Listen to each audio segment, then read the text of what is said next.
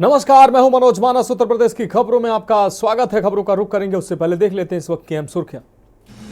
संभल में मिले प्राचीन मंदिर का कुआं उगल रहा मूर्तियां, अब एक और कुएं की होगी खुदाई। कुएं की खुदाई में हिंदू देवी देवताओं की मिल रही हैं मूर्तियां। यूपी विधानसभा में शीतकालीन सत्र पहले दिन हंगामा। सीएम योगी की विरोधियों को खरी खरी। संभल मंदिर मुद्दा, उपचुनाव और बटोगे तो कटोगे नारे की रही गूंज। यूपी विधानसभा में सपा विधायकों का जमकर हंगामा। सत्र शुरू होने से पहले सपा का प्रदर्शन। हंगामे के चलते सदन कल तक के लिए स्थगित। यूपी में योगी सरकार पर अखिलेश का पलटवार। बोले, इतिहास की बजाय भविष्य पर ध्यान दे सरकार। खोजने पर मंदिर तो कहीं भी मिल जाएगा। 10 दिन में पूरा करना होगा महाकुंभ का कार्य। सीएम और पीएम के कहे जाने के बाद पीएम के जाने के बाद अधिकारियों को मिला अल्टीमेटम। अगले साल शुरू होगा महाकुंभ। कन्नौज में आपसी विवाद में चले लाठी डंडे। दोनों पक्षों ने खेत को बनाया जंग का मैदान। मारपीट में दोनों पक्षों के कई लोग घायल। आप देख रहे हैं की न्यूज, खबरों का सारथी। और अब खबरें विस्तार से। अहम खबर से बुलेटिन की शुरुआत करते हैं। उन्नाव से अहम खबर है, जहां औरास ब्लॉक के सरौंद गांव में दहशत का माहौल है। 30 दिन में 12 संदिग्ध मौतों से गांव में दहशत व्याप्त है। हृदय गति रुकना इन मौतों का कारण बताया जा रहा है। फिलहाल स्वास्थ्य विभाग की टीम ने गांव का दौरा किया है। टीम ने ग्रामीणों का स्वास्थ्य परीक्षण किया है। आपको बता दें, एससीएमओ डॉक्टर नरेंद्र सीएससी औरास के अधीक्षक पहुंचे हैं। गांव में एक के बाद एक लगातार हो रही मौतों का सर्वे शुरू किया गया है। जांच के लिए विशेष स्वास्थ्य सर्वे शुरू किया गया है। कई मौतों से स्वास्थ्य विभाग अलर्ट मोड पर आया है। तो उन्नाव से इस वक्त की अहम खबर। गांव में एक के बाद एक हो रही मौतों का सर्वे शुरू किया गया है और जांच के लिए विशेष स्वास्थ्य सर्वे भी शुरू किया गया है। कई मौतों से स्वास्थ्य विभाग अलर्ट मोड पर आया है। उन्नाव से अहम खबर आपको दिखा रहे हैं। टीम ने ग्रामीणों का स्वास्थ्य परीक्षण किया है। एससीएमओ डॉक्टर नरेंद्र सीएससी औरास पहुंचे हैं। तो गांव में एक के बाद एक हुई मौतों का सर्वे शुरू किया गया। अब बढ़ेंगे अगली खबर की ओर। कन्नौज से अगली खबर है, जहां आपसी विवाद में चले हैं लाठी डंडे। आपको बता दें, दोनों पक्षों ने खेत को जंग का मैदान बनाया है। मारपीट में दोनों पक्षों के कई लोग घायल हुए हैं। ये वीडियो साफ तौर पर आप देख पा रहे हैं। ये वीडियो वायरल हो रहा है। मारपीट का ये वीडियो वायरल होने पर एफआईआर दर्ज हुई है। छिबरामऊ कोतवाली के मोइन नगला गांव का यह पूरा मामला है। मारपीट का यह वीडियो साफ तौर पर वायरल हो रहा है। वायरल वीडियो के आधार पर एफआईआर दर्ज हुई है। दोनों पक्षों ने खेत को जंग का मैदान बनाया है। मारपीट में दोनों पक्षों के कई लोग गंभीर रूप से घायल हुए हैं। यह अहम खबर आपको कन्नौज से दिखा रहे हैं।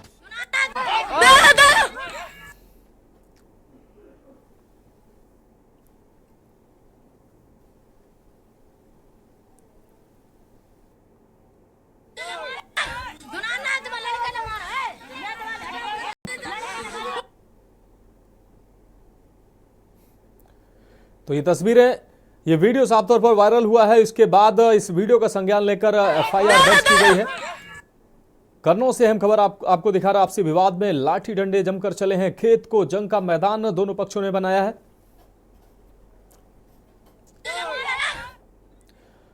अब रुक करेंगे अगली अहम खबर का। एटा से अगली अहम खबर है, जहां प्रशासनिक निर्देशों पर अतिक्रमण पर गरजा है बुलडोजर। आपको बता दें, जाम की समस्या पर सख्त हुए हैं जिले के प्रशासनिक अफसर। अतिक्रमण अभियान के दौरान शहर में घंटों जाम लग रहा है। अतिक्रमण हटाने को 5 दिन पहले दिया था अल्टीमेटम। वहीं व्यापारियों ने स्वयं अतिक्रमण हटाने के लिए मांगा था समय। अभियान के दौरान मौजूद रहे एएसपी राजकुमार सिंह, ईओ वेदप्रिय आर्य व एक्सीएन ललित अग्रवाल भी मौजूद रहे। नगर कोतवाली क्षेत्र के प्रमुख मार्गों से अतिक्रमण हटाया गया।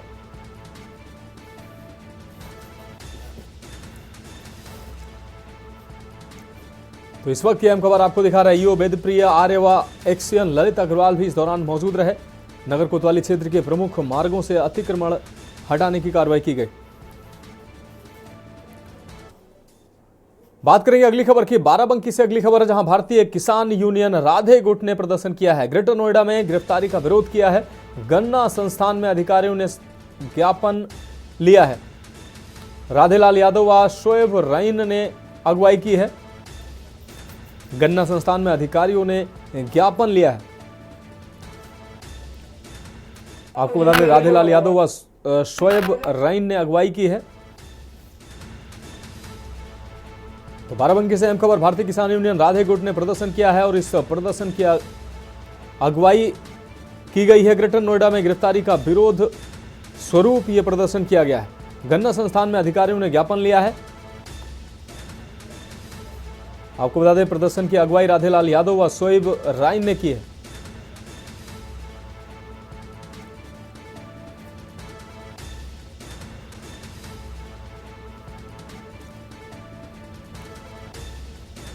ग्रेटर नोएडा में किसानों की गिरफ्तारी के विरोध स्वरूप ये प्रदर्शन किया गया है। भारतीय किसान यूनियन राधे गुट के द्वारा ये प्रदर्शन किया गया है। गन्ना संस्थान में अधिकारियों ने ज्ञापन लिया है। राधेलाल यादव और शोएब रईन की अगुवाई में ये प्रदर्शन किया गया है।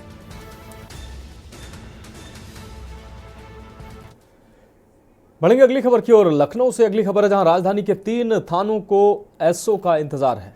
कार्यवाहक के भरोसे सादतगंज व कृष्णानगर थाना चल रहा है। इटौजा थाने को भी स्थायी एसओ की तैनाती का इंतजार है।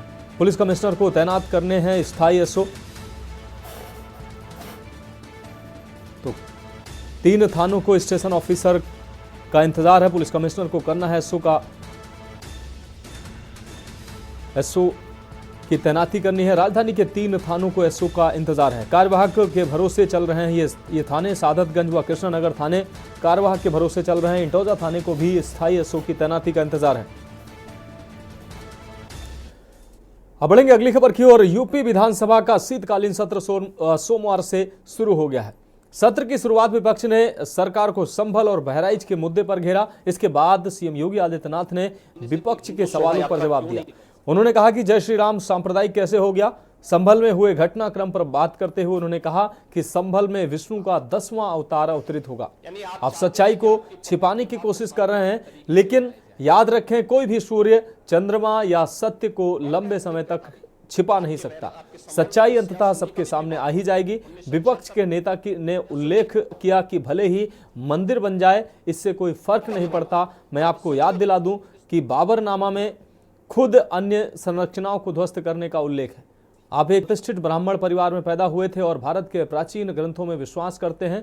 कहते हैं कि भगवान विष्णु के 10वें अवतार कल की संभल में प्रकट होंगे। तो मुख्यमंत्री योगी आदित्यनाथ ने साफ तौर पर नेता प्रतिपक्ष पर सवाल दागे। नेता प्रतिपक्ष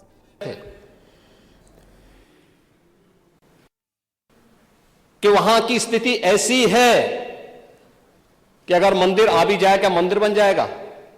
मैं कहता हूं, ये तो बाबरनामा भी कहता है कि हर मंदिर को तोड़ करके एक ढांचा खड़ा किया गया। आप तो एक श्रेष्ठ ब्राह्मण कुल में आपने जन्म लिया है। आप तो भारत के पुराणों की परंपरा पर विश्वास करते हैं। हमारा पुराण भी इस बात को कहता है कि भगवान विष्णु, श्री हरि विष्णु का 10वां अवतार संभल में ही होगा, उसी संभल में होगा।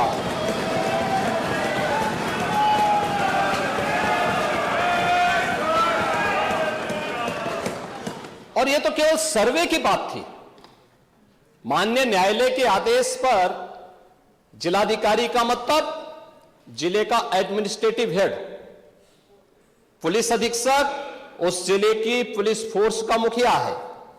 इनका दायित्व है कि शांतिपूर्ण तरीके से किसी सर्वे के कार्यक्रम को वहां पे संपन्न करना, माननीय न्यायालय के आदेश को अक्षरशः अनुपालन करना। और सर्वे 19 नवंबर को भी हुआ, 21 नवंबर को भी हुआ, 24 नवंबर को भी सर्वे का कार्य चल रहा था। क्या यह संभव है? नहीं, 21 को संपन्न नहीं हुआ था। ये लगातार सर्वे का काम चल रहा था। और सर्वे के कार्य के दौरान पहले 2 दिन कोई भी शांति भंग नहीं हुई। तीसरे दिन जब 23 नवंबर को जुमे की नमाज के पहले और जुमे की नमाज के दौरान जिस प्रकार की तकरीरें दी गईं, उन तकरीरों के बाद माहौल खराब हुआ और फिर उसके बाद जिस प्रकार की स्थितियां की गई थी वो सबके सामने है। संभल की घटना या कुंदरकी की जीत, जैसे ही आपके खटाखट की असलियत सामने आई, जनता ने कहा सपा चट। उपचुनाव में 9 में से 7 तो भारतीय जनता पार्टी और एनडीए गठबंधन जीता है। और यही नहीं, सीसामऊ और करहल, याद करिए 2022 में समाजवादी पार्टी ने करहल में 70,000 से लगभग 67,000 से जीती थी। इस बार वह मात्र 13-14 हजार तक आ गई है। वो भी चच्चू थोड़ा वहां पे कृपा कर लिए, नहीं तो वहां भी सपा चढ़ तय था।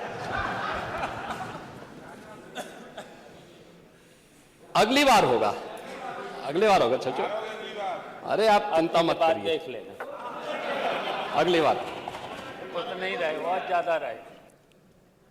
अगली बार सीसामऊ में भी बाल बाल बच गए, और इसलिए इस बौखलाहट में कि कुंदरकी में लोगों को अपनी जड़ें याद आने लग गई हैं। अब आपने देखा होगा उन लोगों के वक्तव्य को, डिजिटल मीडिया में थोड़ा अवलोकन करिए और देखिए वहां पे जब लोग चिल्ला चिल्ला के बोल रहे हैं कि इन विदेशियों से पिंड छुड़ाना है, क्या बोल रहे हैं लोग। मैं पूछना चाहता हूं कि हिंदू मोहल्ले से और हिंदू मंदिर के सामने से मुस्लिम जुलूस निकल सकता है, तो मुस्लिम मोहल्ले और मस्जिद के सामने से कोई हिंदू शोभा यात्रा क्यों नहीं निकल सकती, क्यों नहीं निकल सकती? और यहीं पे विवाद शुरू होता है। यानी आप चाहते हैं कि आपके पर्व और त्योहार तो शांतिपूर्ण तरीके से मनाए जाएं। कौन नहीं कहता भी? आपके संभल में थे शिया सुन्नी का भी विवाद हुआ था 1976 में, पूरा विवाद तो शिया सुन्नी का था। उस समय जामा मस्जिद के कब्जे को लेकर के इसी बात का विवाद था। आप इस सच को धूल मत डालिए उस सच पे। और लखनऊ का शिया सुन्नी विवाद ये भारतीय जनता पार्टी की सरकार के समय ही समाप्त हुआ है। आप लोग तो लड़ाते थे, यहां पे शिया और सुन्नी को भी लड़ाते थे, क्योंकि आपकी तो शुरू से ही राजनीति थी बांटने की और फिर कटवाने की, और इसलिए हमने कहा कि न बटेंगे और न कटेंगे। हम न बटेंगे और न कटेंगे। मुझे आश्चर्य होता है, अपने को शिक्षक कहते हैं श्री संग्राम सिंह यादव, सच को स्वीकार करने की सामर्थ्य नहीं, इसलिए चले गए। आप देखें, एक दोहरे चरित्र के व्यक्ति के द्वारा जो अपनी कुछ पंक्तियां पहले लिखी गई हैं और बाद में उसका चरित्र कैसे बदला है, मोहम्मद अल्लामा इकबाल के बारे में वही कहते हैं। यानी जो पहले कहते थे, उन्होंने क्या बात कही थी बाद में? मुस्लिम हैं हम, वतन हैं सारा जहां हमारा, चीन वो अरब हमारा, हिंदुस्तान हमारा, तौहीद की अमानत सीनों में है हमारे। दुनिया के बुत कंदों में पहले वह घर खुदा का, तेगों के साये में हम पलकर जमा हुए हैं। मकरीब की वादियों में गूंजी अजा हमारी, बातिल में दबने वाले हे आसमां नहीं हम, हे गुलस्ता ये अब्दुल्लस वो दिन है याद तुझको, ये मौज ये दजला तू भी पहचानती है हमको, ये अर्ज ये पाग तेरी हुर्मत पे कट मरे हम, सालार ये कार्रवाई है मीर ये हिजाज अपना, इकबाल का तराना बाग ये दरा है गोया। मुस्लिम है हम वतन है सारा जहां हमारा।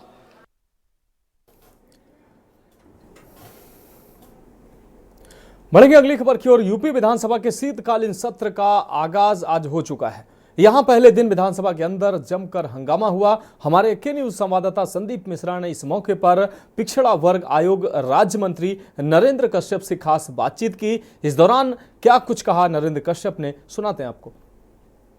साथ में बातचीत करने के लिए इसमें नरेंद्र कश्यप जी हैं बातचीत करने के लिए। सर, आज विधानसभा का पहला दिन है और पल्लवी पटेल सवाल खड़े कर रही हैं, पिछड़ों पे सवाल खड़े कर रही हैं।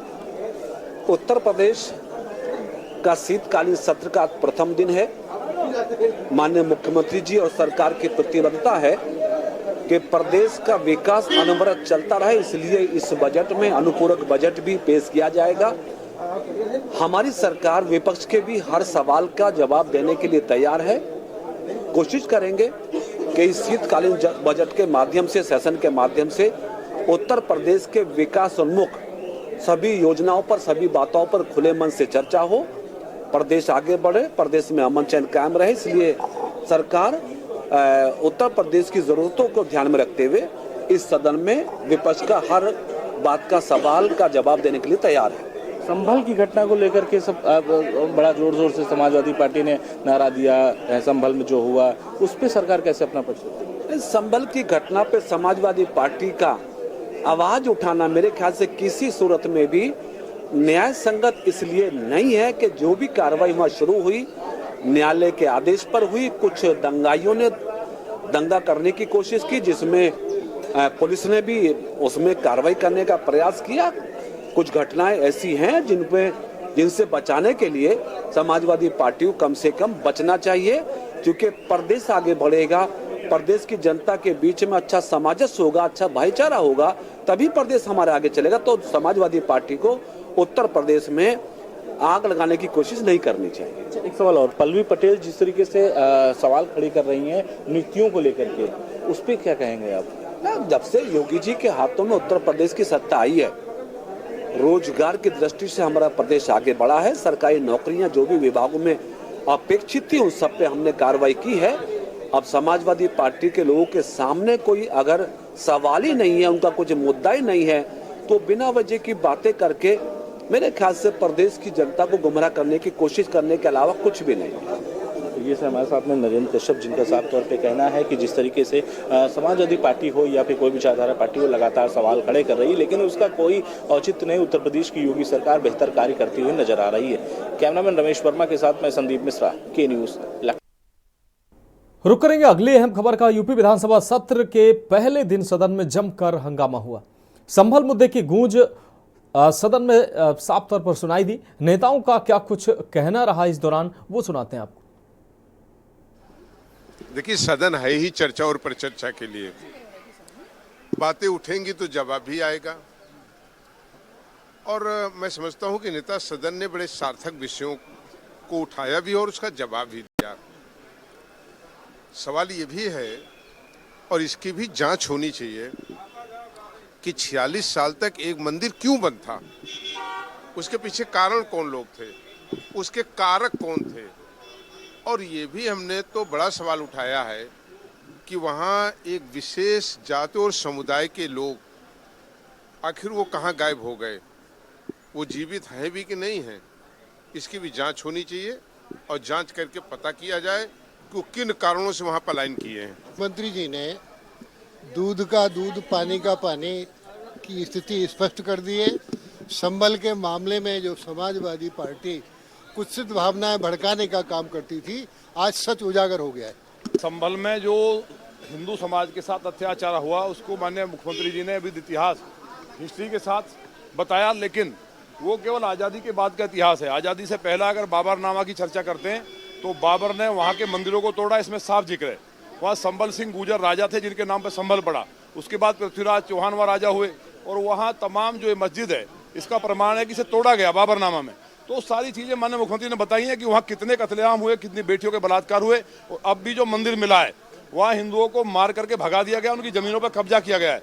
अब जरूरत है कि उनकी ज़मीनें वापस हों और जिन्होंने भगाया है उन पर मुकदमा चले। और वहाँ हत्याएं जो हुई हैं, जो आंकड़ा है सरकारी वो बहुत कम है, उनकी सरकारें थी। वो हजारों हिंदुओं को कत्ल करके मारा कर भगाया गया है। कि इसके पहले भी हम कह चुके हैं कि जहां भी अराजकता होती है दुखद है, अव्यवस्था होती है दुखद है। इस पे लेकर के संभल पर चर्चा कराई जाए या न कराई जाए, उसकी ग्राह्यता पे चर्चा हो रही थी। तो एक माननीय सदस्य ने ये कहा कि अब ये लूट हो रही है। उन्होंने कुंदरकी का एक विधानसभा है कुंदरकी, वहाँ पे कि जब यहाँ 65% मुसलमान हैं तो रामवीर कैसे जीत के आ गए, ये प्रमाणित करता है कि यहाँ पर वोटों की लूट हुई है। उस पर हमने आपत्ति करी कि ये निर्वाचित विधायक हैं और क्या इसको क्राइटेरिया मान लिया जाए कि जहाँ मुसलमान अधिक हैं वहाँ मुसलमान ही जीत सकता है। अगर ऐसा है तो बहुत सी ऐसी विधानसभाएं हैं जो हिंदू बाहुल्य हैं, इसके बावजूद वहाँ से मुसलमान जीतता है, तो क्या ये माना जाए कि वो वोटों की डकैती डाल के आता है, या भविष्य में जो हिंदू बाहुल्य विधानसभा है वहाँ से हिंदू ही निर्वाचित होना चाहिए। इसी सब पे चर्चा, बाकी आप सब लोग देखें।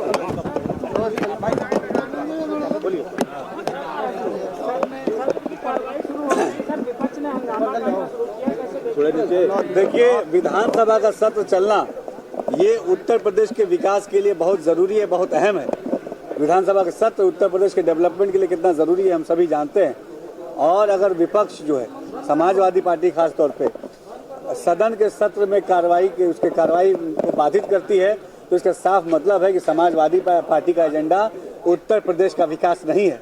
ये बात बहुत स्पष्ट आज हो गई। सदन की कार्रवाई को जिस तरीके से समाजवादी पार्टी ने बाधित किया, ये बात स्पष्ट हो गई। उत्तर प्रदेश के जन जन को ये बात स्पष्ट हो गई है कि समाजवादी पार्टी केवल और केवल अपने निजी राजनीतिक स्वार्थ को पोषित करने के नियत के साथ राजनीति कर रही है। माननीय मुख्यमंत्री जी ने सभी बातों को सदन में रखा है जनता के बीच, और जो भी सच्चाइयाँ थी वो माननीय मुख्यमंत्री जी ने सदन के माध्यम से उत्तर प्रदेश की जनता को भी अवगत करा दिया है। किस तरीके से वहाँ पे दहशतगर्दों ने वहाँ पे माहौल को खराब किया है, पत्थरबाजी करी है, गोलियां चलाई है, उसकी जुडिशियल इंक्वायरी भी सेटअप हो गई है, माननीय मुख्यमंत्री जी ने कर दी है। वो टीम संभल में जाके अपनी जांच कर रही है और मुख्यमंत्री जी ने आज ये भी कहा है कोई निर्दोष जेल नहीं जाएगा, लेकिन जो दोषी हैं उसे कोई बचा भी नहीं। इस तरह की ड्राइव कहीं आप उत्तर प्रदेश, देखिए, सदन है ही चर्चा और परिचर्चा की।